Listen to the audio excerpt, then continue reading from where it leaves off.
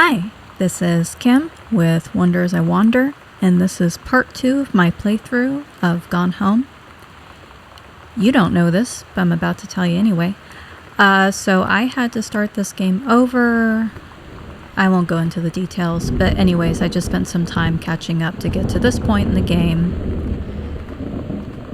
Thankfully, it didn't take too long because all I was doing was getting the journals. I wasn't commentating.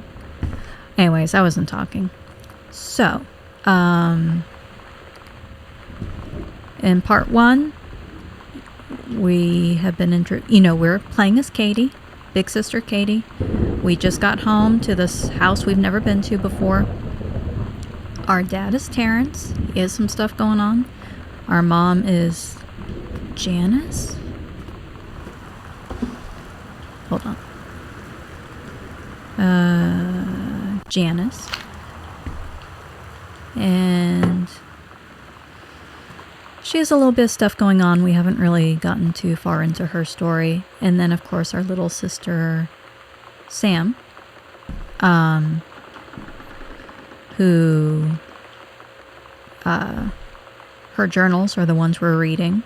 And we're learning more about what Sam's been going through while we were away in Europe. So let's finally start the story. Let's go here. To whom it may concern, I, Samantha Greenbrier, am 17 years old and am therefore an independent, fully functional human being. The fact that you still forbid me from going into the city on my own is frankly absurd.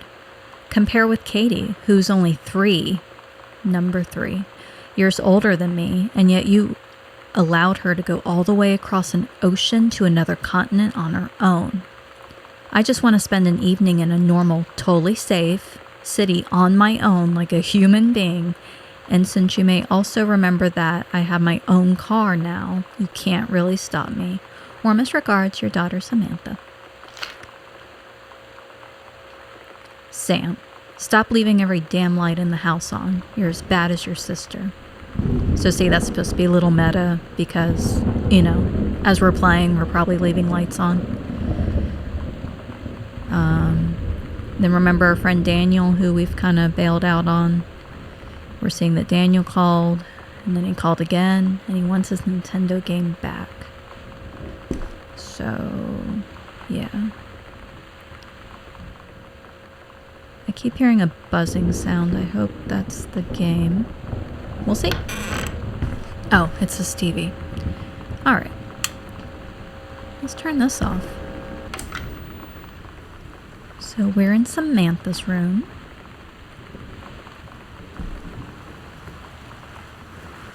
Kind of got your pirate flag. You got your glow-in-the-dark stars. Raise your hand if you had those growing up or now. They're a fun addition to any bedroom.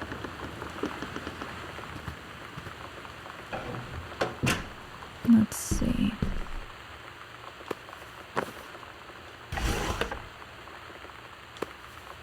Let's listen to some music.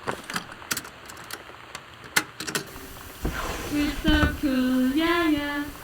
Yeah, we're so cool. We're so cool, yeah, yeah.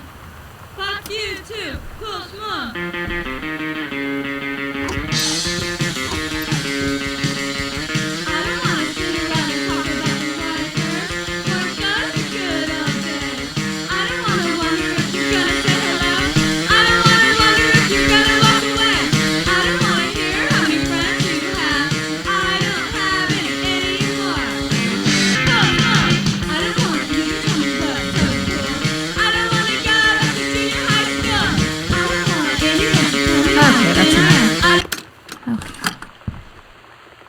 Want to play the music to get the general vibes, but we got stuff to do.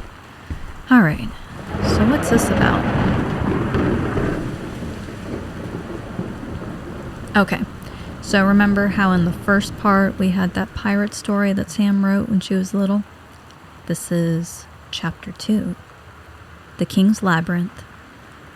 Chapter 2, Fraying Threads. Captain Allegra, still in her flowing skirt and sturdy jerkin, descended the single shining thread into the lower cavern of the labyrinth. She and the first mate, on their own now, grew closer to their goal, the throne room of the dead immortal king of the island. The first mate slid down the line, onto the stone floor. She swept chalky bone dust from the front of her canvas trousers and looked up at Allegra. The silken thread, nigh unbreakable thanks to the enchanted moths that inhabited the island, trailed behind, leading their way back to the entrance. From further into the labyrinth, the moaning began to echo. The moaning grew louder and clearer. It turned into words from some ancient language they could not understand. The king's cursed voice, the hairs on Captain Allegra's arm stood on end. She looked back at the first mate, whose eyes remained locked on the blackness of the passage for a moment, too long before noticing the captain's gaze. The first mate nodded silently ahead. Following the king's ghostly song deeper and deeper into the labyrinth, they came upon a rocky gap spilling forth otherworldly blue light. The great basin of the dead king's throne room lay below. Skeletal in rotted robes, the king was hunched over the blue orb topping his royal scepter. Shadows of his bony fingers danced on the walls like ghouls. As he sang, wailing souls flowed in one by one through the cracks in the cave walls, pulled into the orb, causing it to glow brighter and brighter. Behind the king, a long staircase hewn from rock led down into the chamber from a passage at the top. Allegra said, "We have the advantage in numbers. I will draw his attention and then you." But the first mate interrupted. "No, I am smaller and quicker, and you know of dealing with mystic energies like these. I will circle to the other side, get the king's attention, and lead him on a merry chase." She held up the silk line. "All traced by this invincible thread, of course," Allegra said. "It is a good plan, but perhaps we should go together." The first mate shook her head. "You know this is our best chance. Don't be afraid for me." They grasped hands and exchanged 3 tight squeezes, their palms growing warm. The first mate tied the shining thread to the belt of her trousers, gave a quick salute and a wink, and dashed off. Allegra waited, staring vigilantly across at the top of the stairs where the first mate was to appear. The king contained his, "Wait, no, no!" The singing stopped. The king turned and began walking up the stairs. Allegra wanted to call out, to do anything to stop the first mate from running headfirst into danger. She tried tugging on the line to signal her. No use. The king was nearly at the top of the stairs when the first mate burst through the passageway. She skidded to a stop. Even from across the yawning basin, Allegra could see the first mate's eyes grow wide. She turned and ran. Summoning his undead power, the king left the ground, levitating, gliding behind her with distressing speed. From some dank passage much too far away, Allegra heard the first mate scream. She was already running toward the sound. The line in Allegra's hand went taut, then shuddered. It fell slack to the stone floor. As Allegra ran, she was gathering line, twisting it around her arm. She came to its end. The unbreakable thread dangled limply, its end shredded and frayed in her hand. She tossed it to the ground and ran. All right. So, things are getting heated there.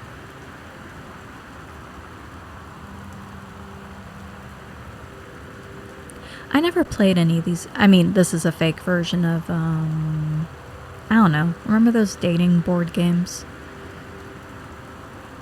I don't think I played any of these. So anyways, yeah, the pirate story's getting more, intense and better written with age. So that's nice. Here's our Trapper Keeper. That's supposed to look like Lisa Frank. Artwork. And what's this? What do you mean? Oh. Alright. Just a Bible hanging out. Let's see. I'm not going to read that. I'm not in the mood. So, you know, there's some childish or gifts given by parents to children, kind of tchotchke stuff in here. I'm surprised she doesn't have more. This is a very sad closet. Let's get out of the sad closet. Oh, I'm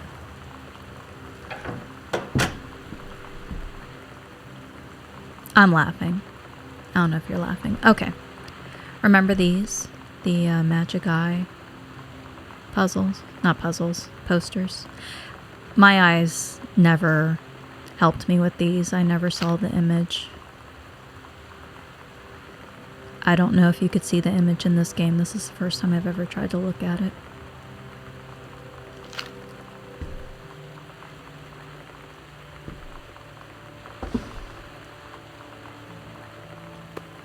We got Journey of Crystal. Okay. That's not a game. And Super Spitfire. That looks good. I would play Super Spitfire. Okay. Got a note. Codes. You have to have your good Chun-Li moves if you're playing Street Fighter.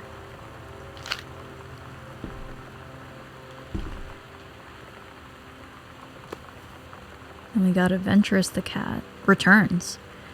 That doesn't look good. Oh, I'm sorry. We need to give this back to Daniel. One day. Why did I turn that on? Okay, I'm not doing much in here. I'm sorry. I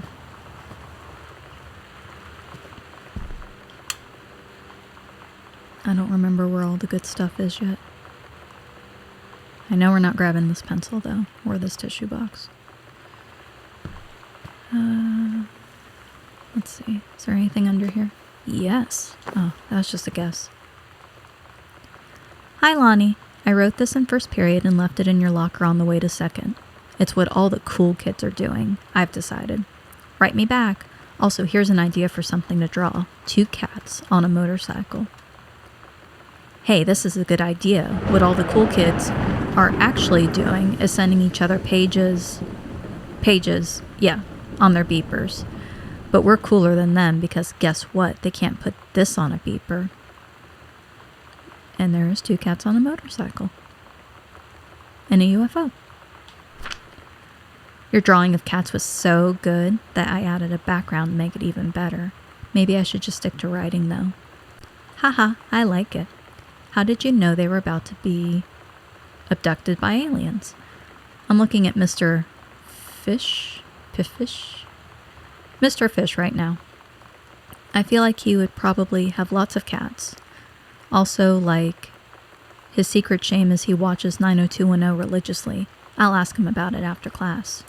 He said he doesn't have cats, and also that he's never watched 90210, but I could see in his eyes he was lying. I never watched 90210.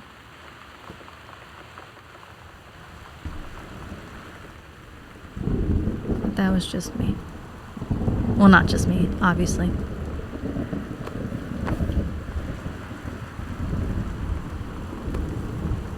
It's a dinosaur. Okay. I'm sorry. I'm not doing anything that interesting yet. Okay. We got some cool chicks from the 90s. Ah, wrong one. We got, gosh, Jenny Garth. Yes. And then we got Jodie Foster. Got, oh man. Is right.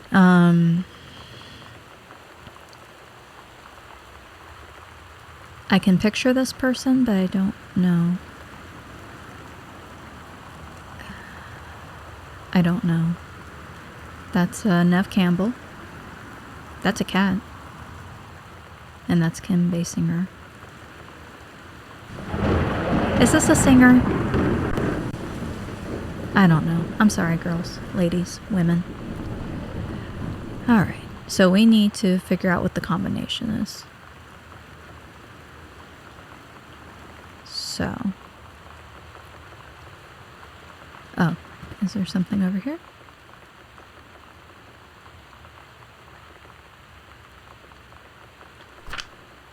Okay, so we have a little brochure for a college that has a program that Sam might like, since she's into writing. So that's nice. Teachers seem nice. At least this one. Not all teachers are created equal.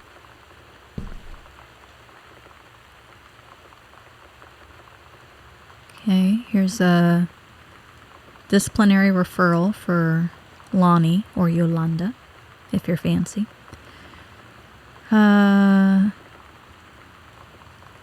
She was wearing a shirt with a beer can on it. Which, that's a waste of time.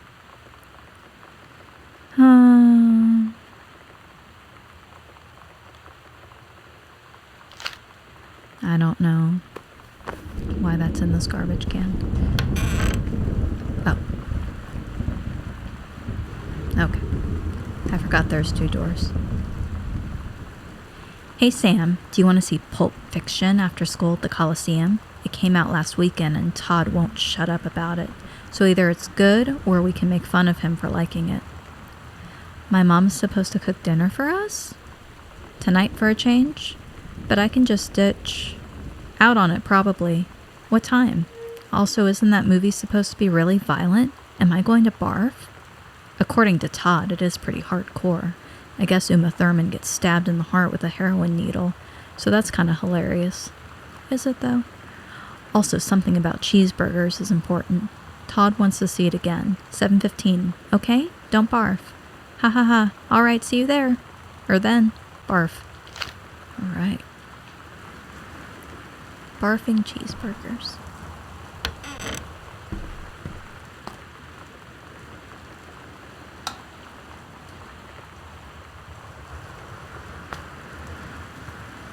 What do you think this is?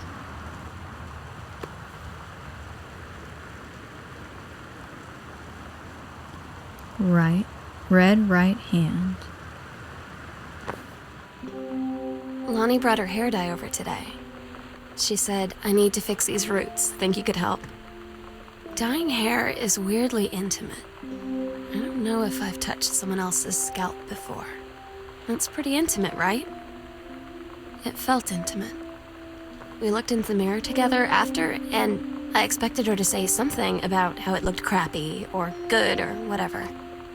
But that's when she said, "You're so beautiful." And she was looking at me. Right in that moment, I wanted to say something, but I waited, and the moment was gone.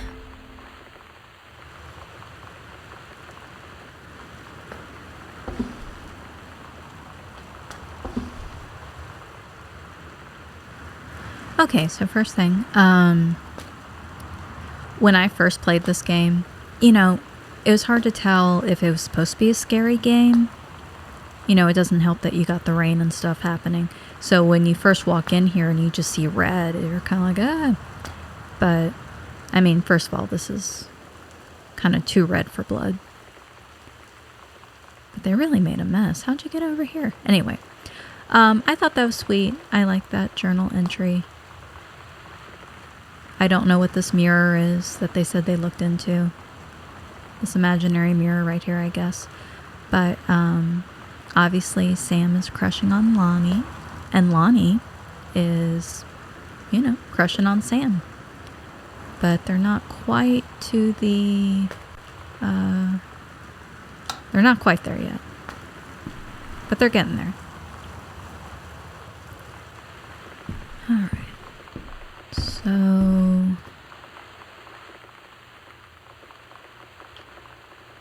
I'm not going to look at my notes yet, or the journals. We're just going to come in here and see.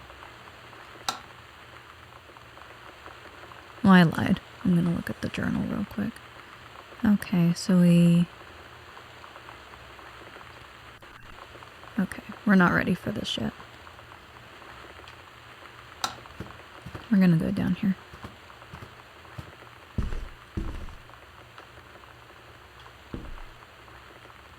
Katie, Mom and Dad were going to make up the guest room for you to stay in over the summer, but you came home on such short notice that they weren't around to do it.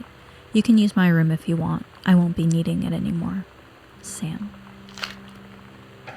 So things are getting a little, See, kind of like I was saying in the last thing, they make the attic so enticing. As soon as you see this, you're like, I gotta get in here. Sam's darkroom. Do not enter if red lights are on. And they are. So you're like, I gotta get in there. So that's why I rushed it the first time I played. Anyways, let's go in here.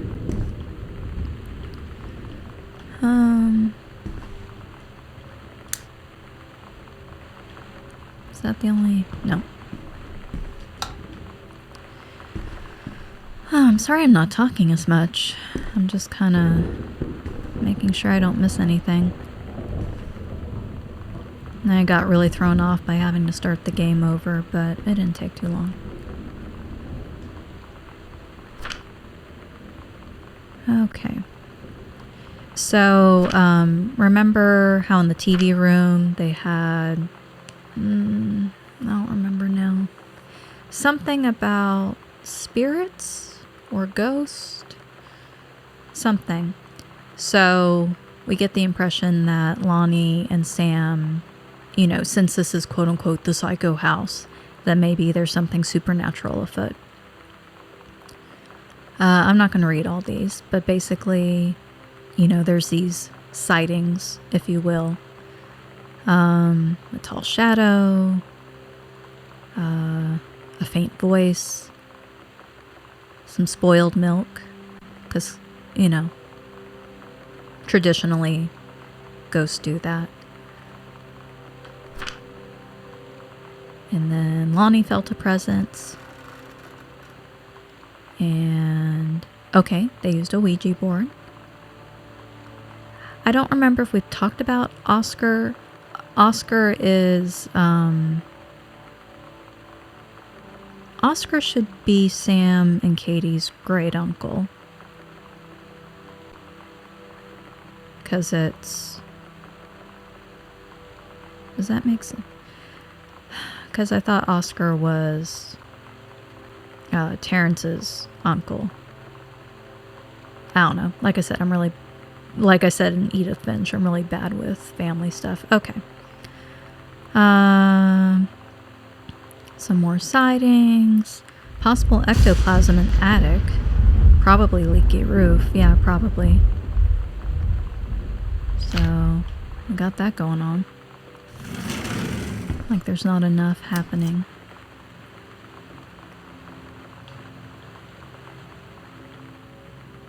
So this is all our crap. Katie.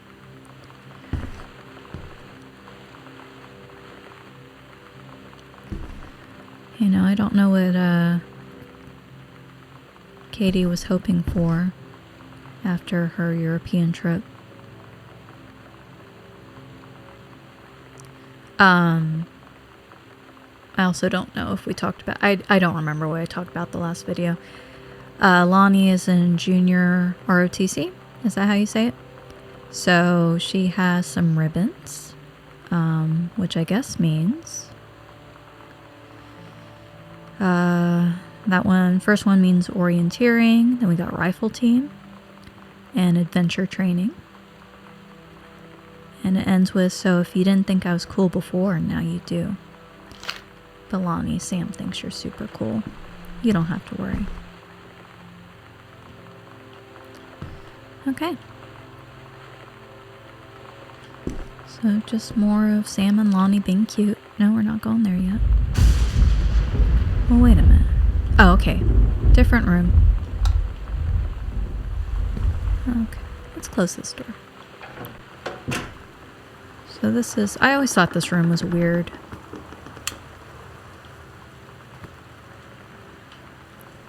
We got a performance evaluation of our mom, Janice, who has exemplary skills, I guess. Good job, Janice.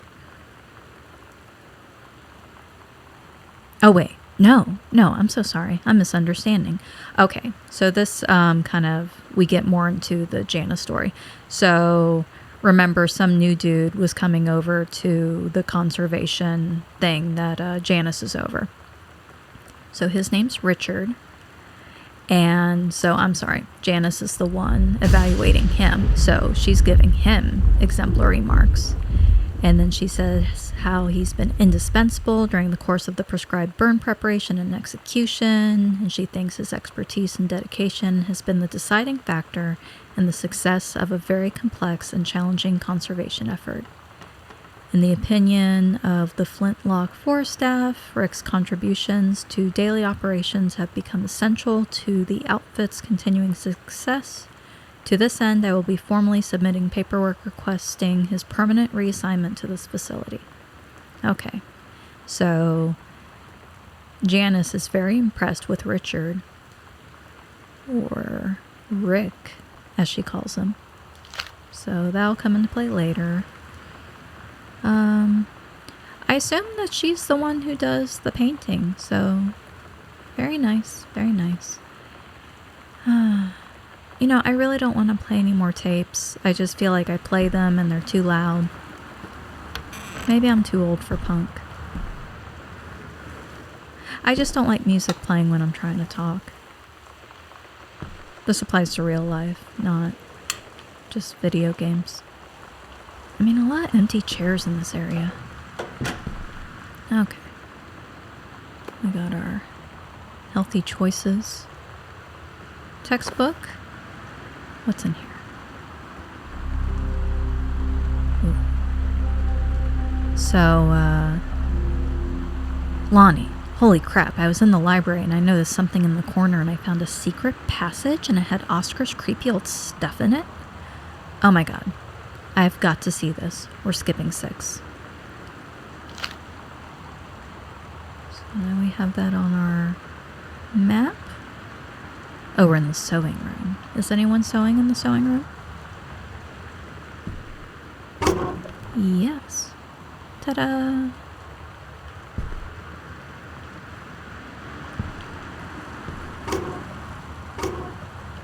Oh, that's cool.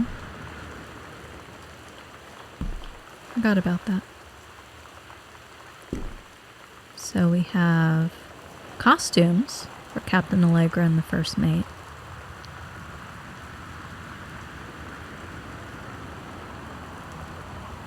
So this must be, yeah, Lonnie made this. That's so sweet. I love Lonnie and Sam. So, I mean, this is a pretty cool outfit. Very nice, very nice.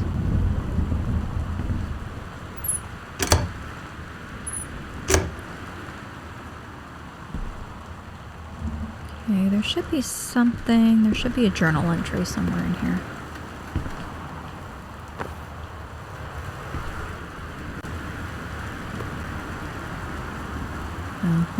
Let's look at this in the light. So, you know, we found Terrence's, for lack of a more appropriate term, nudie mag. And now we got this romance novel, Wildfire by Opal LaRue. He saved her from the raging flames, and then things really heated up.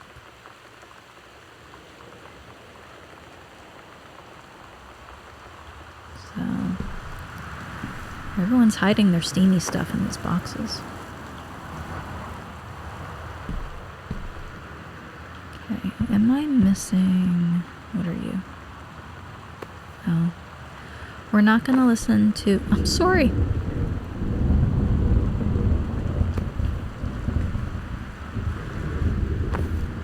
Okay.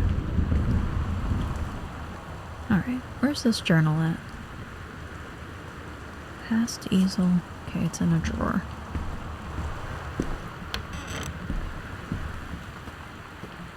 Where's a drawer? Here we go.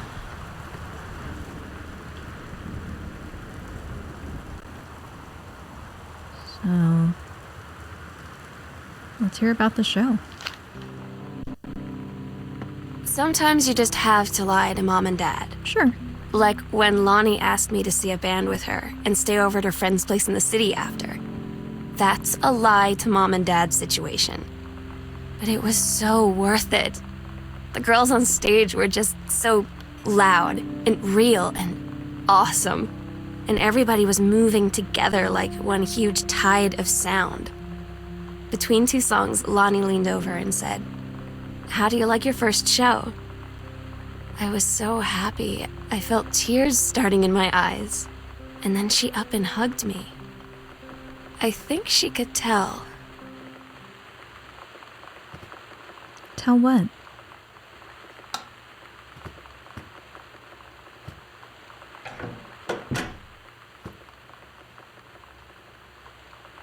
Okay. So this is Mom and Dad's room. I got some florals going on. As you can see, things are kind of in disarray.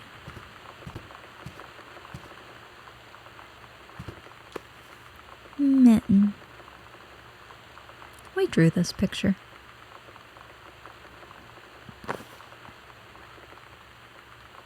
Let's close this drawer.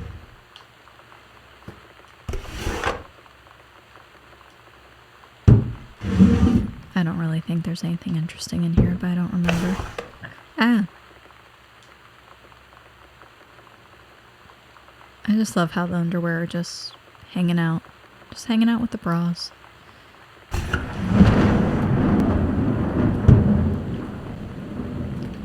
Can't close that. More bras. More giant shirts. Okay. Another TV. This house has a lot of TVs. And, you can see, I think we saw this in the TV room and in Sam's room and now this room. You can see that some stuff has been unplugged. I assume a VCR. What do we have here? Butch Cassidy and the Sundance Kid, The Fugitive, All the President's Men. I mean, do they not own any actual movies? Is it just easier to have everything be recorded? Maybe.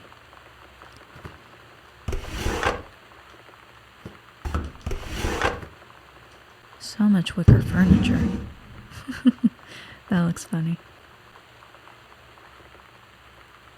They look like jeans for babies. Oh,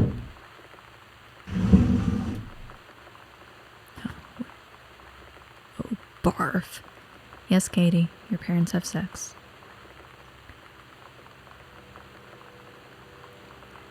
An odd choice for condom placement, but figure that's what the bedside table's for.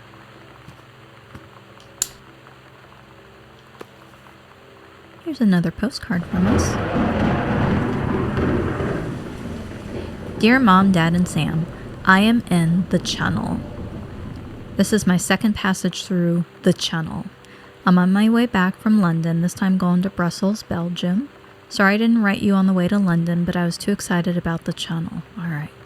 London was great. Dad, I know you've always wanted to visit, and I think you really should. You'd love it.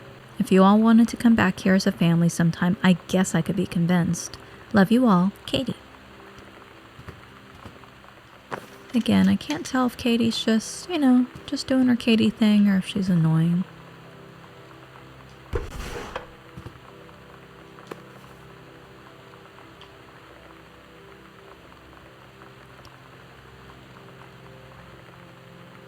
Well, maybe they didn't want to put the condom in the same place as the Bible, but you know what?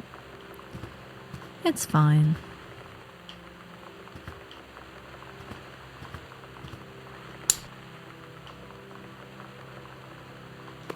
Here's our family.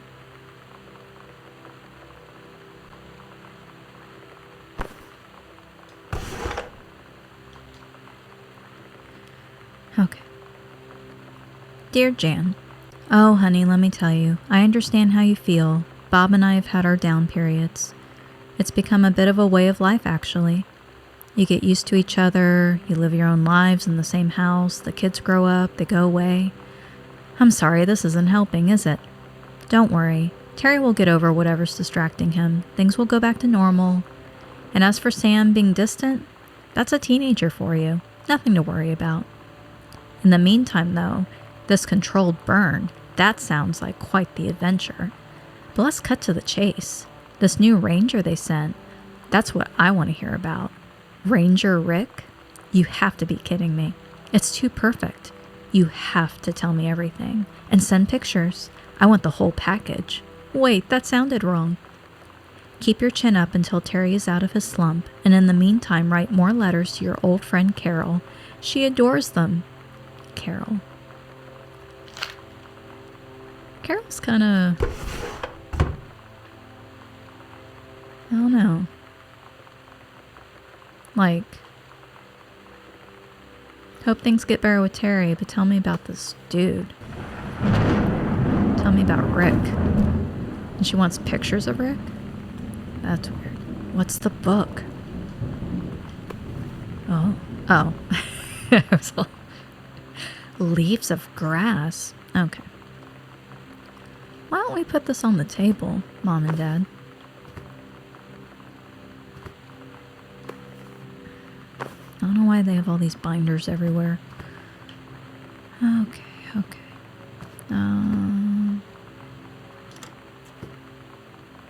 No, we can't help out. Sorry, Mom and Dad, I would help out with cleaning your room, but the game won't let me. This is a really big bathroom. Or not bathroom, just bedroom, bathroom area. 2 sinks, that's the dream.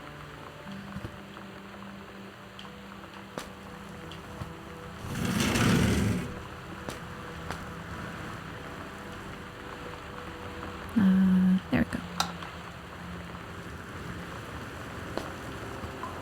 What's our bathroom reading? Ugh. After the honeymoon, rediscovering your spouse personally, spiritually, sexually. I don't know, man.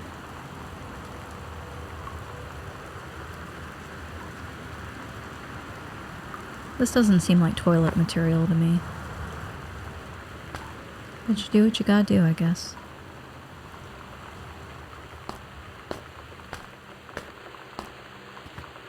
My footfalls are so heavy.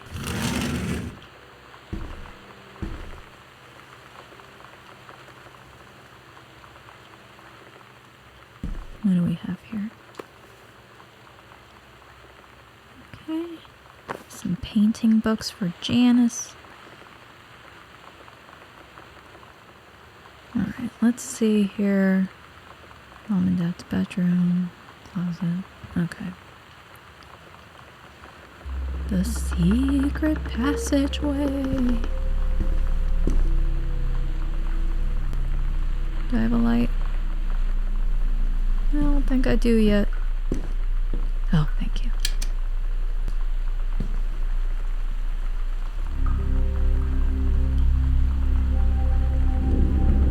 So, here's our Sam and Lonnie Ghost Hunters House Investigation log. We have 3 hidden compartments that they're telling us about. So, I'm sure I will forget that. So, real quick, I just want you to pay attention because we're going to talk about this later. It's too soon to talk about it. In the hidden passageway, we have different catalog pages, mostly of women, but you know, there's some stuff for dudes. We got some neckwear, some big fat ties. Gosh. Were big fat ties in back then? We got some lovely coats.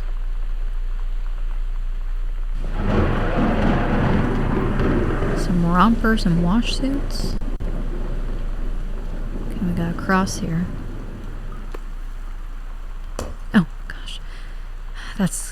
That terrified me the first time it happened. Oh, I can't see. Oh, I'm still holding the cross. That's funny. Back you.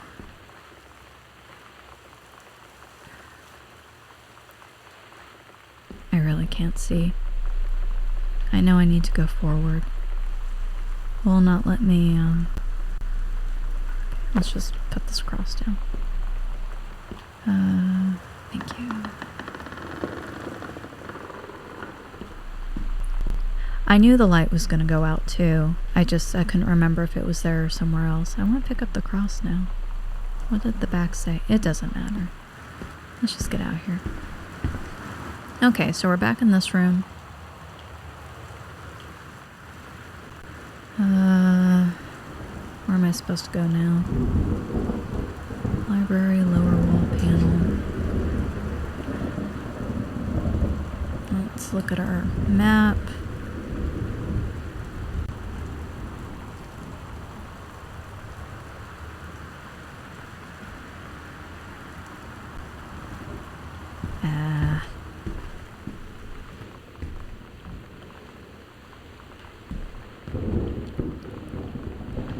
I need a light. Did we look at this last time? Oh! Yes. Okay. 0451. Okay, so remember, Terrence was having issues with his book, with getting a publisher, and now this dude named Brent, the reviews editor, is saying how David asked me to write you regarding the reviews you've been submitting the last few months. Because remember, Terrence reviews electronics. Frankly, they're becoming more trouble than they're worth from an editing standpoint. There's a word limit. It's your job to stay under it, not mine to cut back to it. Even then, it's becoming harder and harder to weed out the tangents and non sequiturs from the usable copy without heavy rewrites. The readers of home theater aficionado want to hear about the quality and value of the hardware, not ruminations on your childhood. But maybe they do, Brent. If it were up to me, I wouldn't be writing this letter. I'd just be cutting you loose. There's tons of guys half your age who would take half your rate to write stuff I could actually use. But David's known you for a long time, and he's the boss, so I'm giving you one more shot on his say-so. You should write him a nice note thanking him for his patience and generosity. Look through your old stuff and start submitting reviews like that again. Then everybody will be happy. Brent's a jerk. No wonder we're bummed out. 0451. Oh, thank you. That worked out.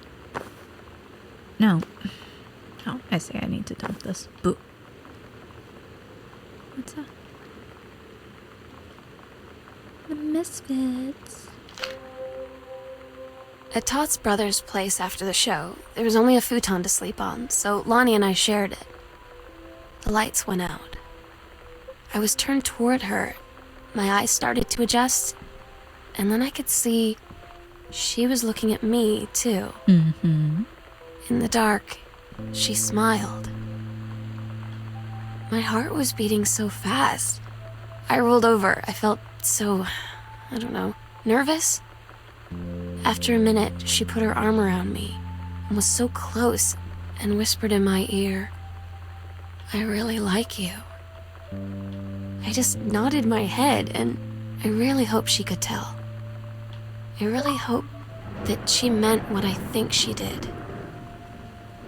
I felt like a shook-up can of soda ever since. I hope we have the chance to talk before I explode.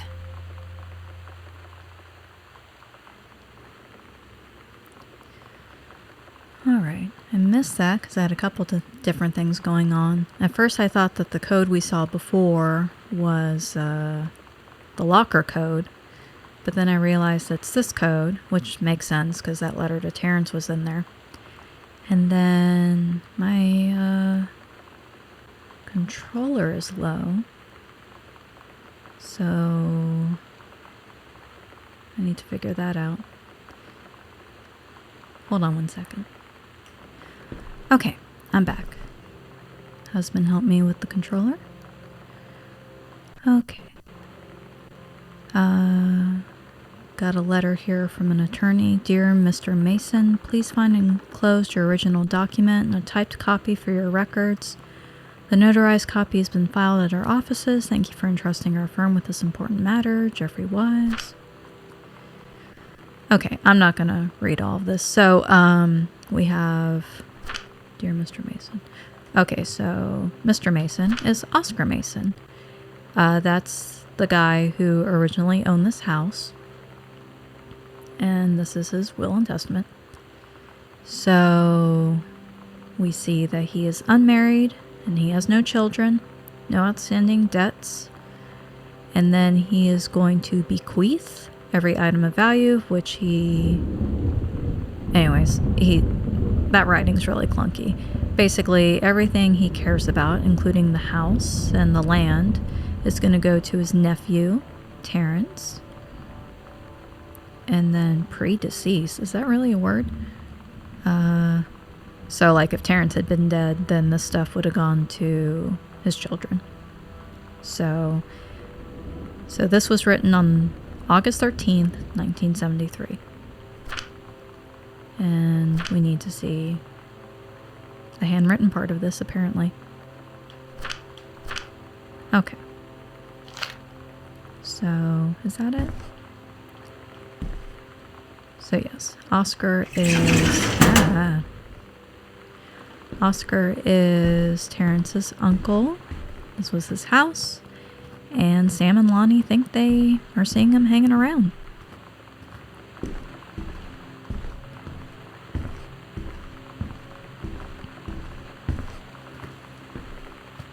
Alright, so we're going back. Well, why would I go back to Sam's room now?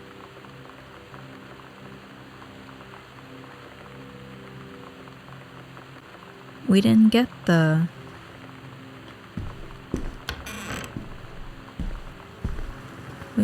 combination. Is it really going to be the same thing?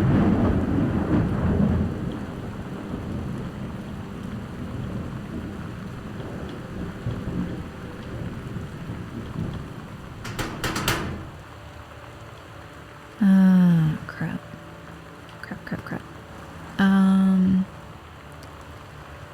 Oh, I'm sorry, Staggy. You go back on the bed. Thank you.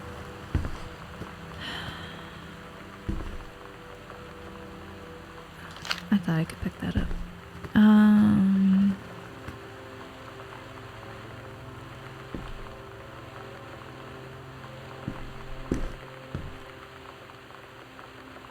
Man, that sucks. How did I not get the code?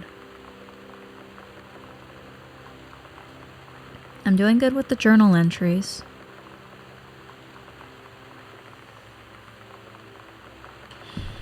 Now I gotta stomp on back downstairs.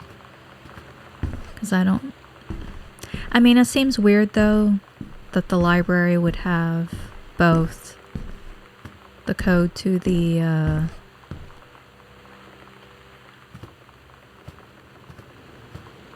file cabinet and the locker. I mean, Terrence and Sam are pretty similar, but they're not that similar.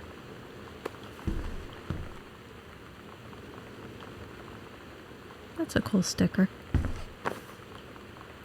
Is there something else?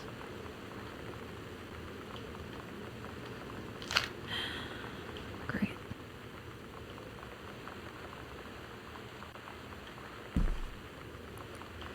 Well, how about I turn on the light?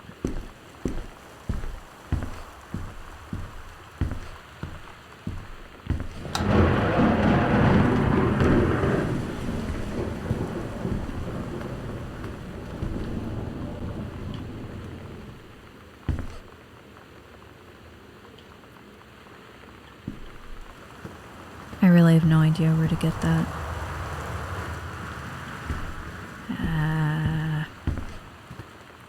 And that's the next thing I need to do too. I need to get in the locker according to my journal entry thing. I haven't been over here yet. Let's see if there's something over here. It's Carol again. Dear Jan, it's so good to hear from you again. Oh, this is probably the first letter. All this new house business sounds like quite the adventure. Remember the little dorm room we shared freshman year? When we were miserable, fantasizing about our own dream homes? I always said I wanted a mansion. You said you just wanted a house in the woods. Look who got both. Somebody up there likes you. I could use some of that magic. Send me some lotto numbers, I'll play them. Seriously. But I shouldn't be complaining about this good old split level we've had since Bob got transferred to Winnipeg. We just got new vinyl siding. Jealous yet? Let me know if you ever want to trade places. So how are the girls doing? Has Katie left on her big European adventure yet? Speaking of jealous... ... Right back soon. I miss you, roomie. Carol. I can't quite tell if Carol is a friend or a frenemy. Like, you just know she's talking crap behind Janice's back.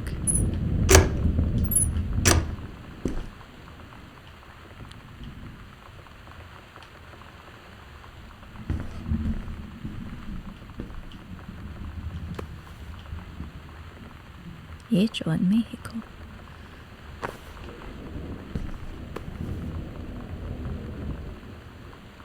Our Katie here is a track star. Good job, Katie. Man, why do you have so many Bibles? Oh, I'm sorry.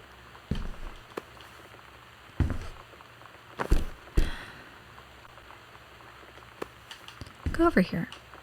I don't have time. I'm trying to find a code.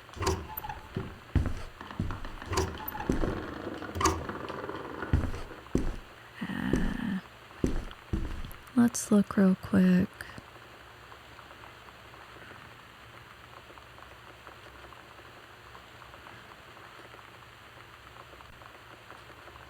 Was I supposed to memorize? Hold on. Okay. Alright. Back on track. Is this Dad's office? No, that's a closet.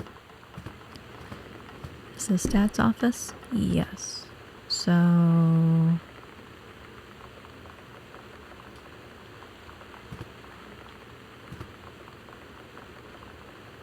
do I not know things?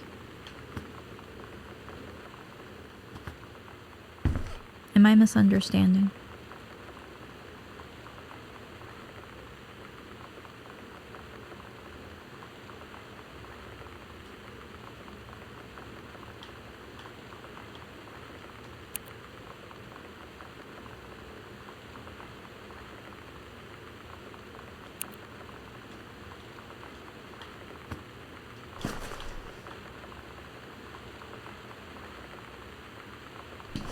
Oh my gosh. Okay.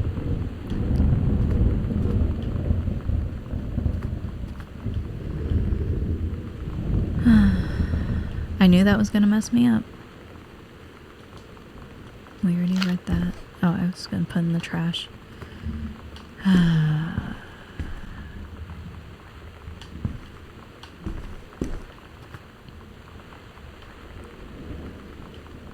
Alright, let's go upstairs.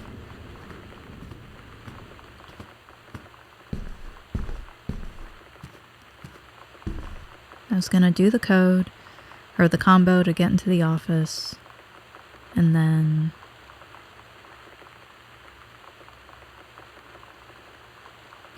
that really upsets me. Why isn't there...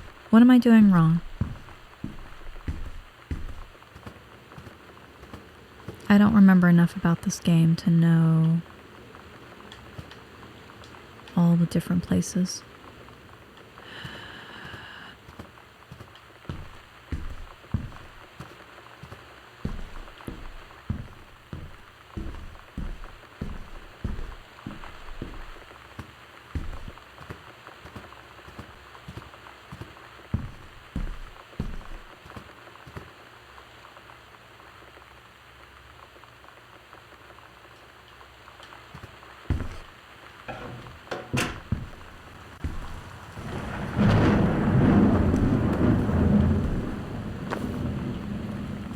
There we go.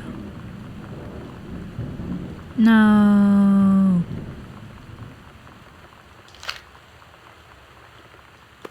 We got the Ouija board. I've never done a Ouija board. I don't know how much I believe in that, but I also wouldn't tempt it. And they think Oscar wants to come back. So Oscar needs to just chill out.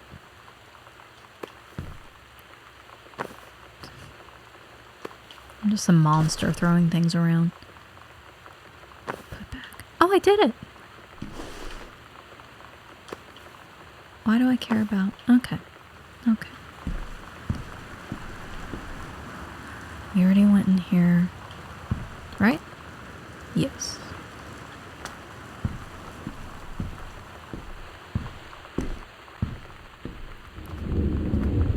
I don't know where the rest of the combination is. What was this? Oh, that's the Chun-Li thing. But Chun-Li can't help us now. I want to believe too. Oh, I did that wrong. There we go. I want to zoom. I want to believe.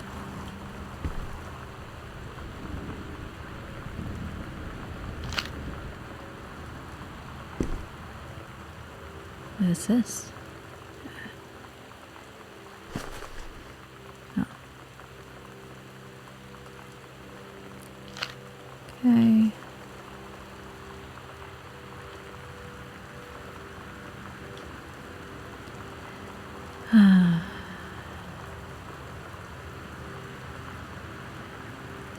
Alright.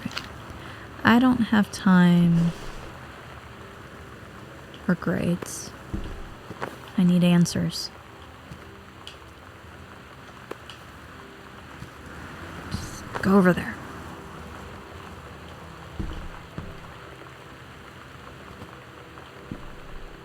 Why are there just drawers just thrown about in this game? What's under the cup? Is something under the cup? Get out of here.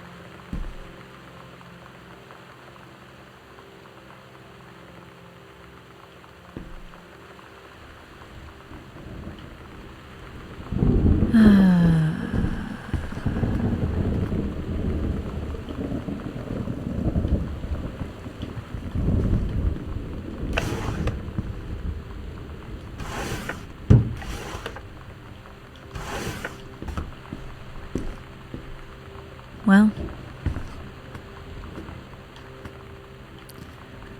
I mean, I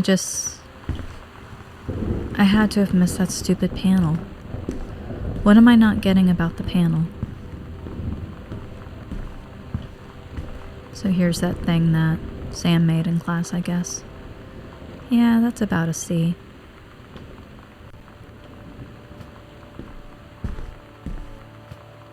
We can't be good at everything. Alright, Dad's office.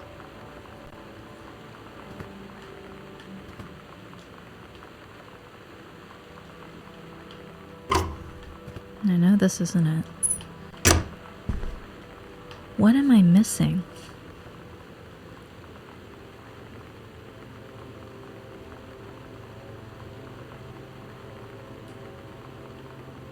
Oh, okay.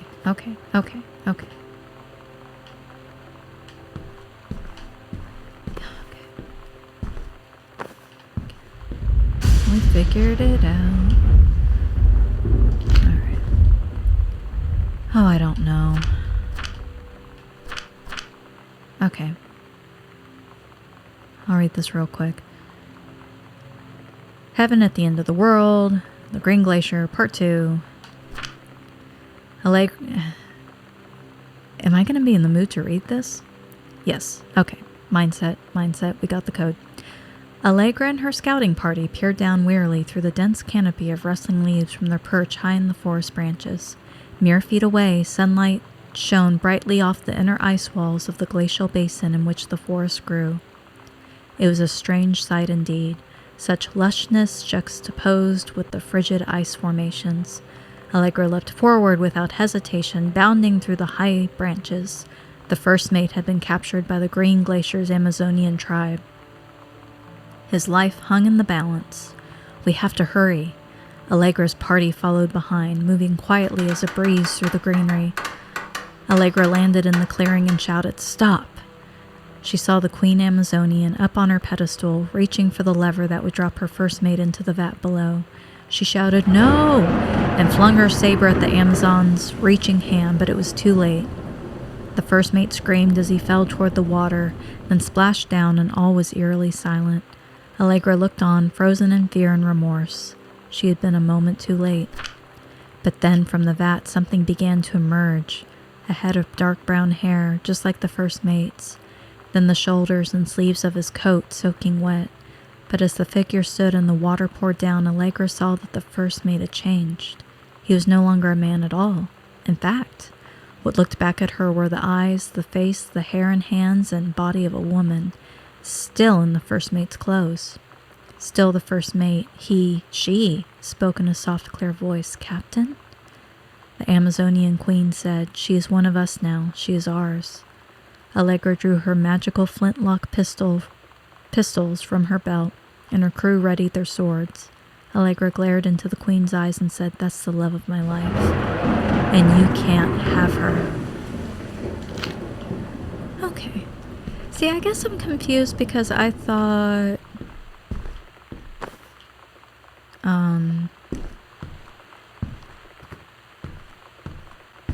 I thought in that second part of the story that the first mate was already a chick. Alright. Well, listen, I hate to do this, but I'm already past an hour. So I am going to stop here. So the next thing we'll do in part 3 is we're going to open this locker. And in the meanwhile... Is this Sherilyn Finn? That's a person, right? I need to figure out who this is. That would be my quest. So, anyways, thank you for hanging in there for part 2. We figured it out slowly but surely. So yeah, see you in part 3. Bye.